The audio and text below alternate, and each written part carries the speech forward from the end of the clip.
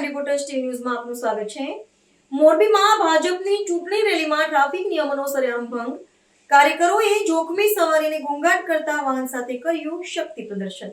મોરબી શહેરમાં સ્થાનિક સ્વરાજ્યની ચૂંટણીના પ્રચાર અર્થે આયોજિત શાસક પક્ષ ભારતીય જનતા પાર્ટીની એક રેલીમાં ટ્રાફિકના નિયમોનો ખુલ્લેઆમ ભંગ થતો જોવા મળ્યો છે।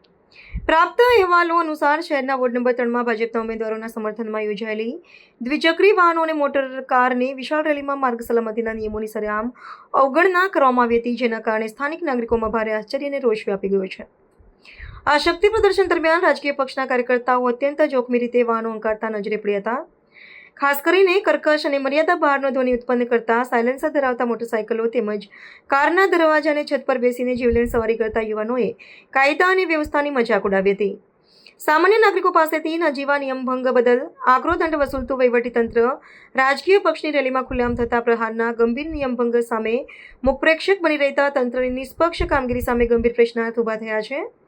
આ સમગ્ર ઘટનાક્રમ અને નિયમોના ઉલ્લંઘન અંગે જ્યારે મોરબીના જિલ્લા પોલીસ અધિક્ષકનો સંપર્ક સાધવામાં આવ્યો ત્યારે તેમનો પ્રતિભાવ અત્યંત નિરાશાજનક રહ્યો હતો।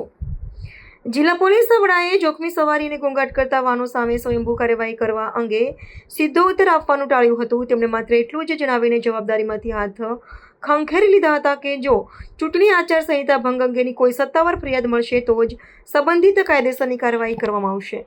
આ અનુસંધાનમાં આચારસંહિતાની જે પણ ભંગ થતો હશે એ મુજબની ફરિયાદ મળશે તો એ ફરિયાદના આધારે યોગ્ય પગલાં લેવામાં આવશે। જોખમી સવારી હોય કે મોડિફાઈ બુલેટ હોય છે એની સામે એ અત્યારે પ્રસ્તુત, તમારો જે પ્રશ્ન છે અપ્રસ્તુત છે। બીજો કોઈ પ્રશ્ન હોય તો જણાવી શકો।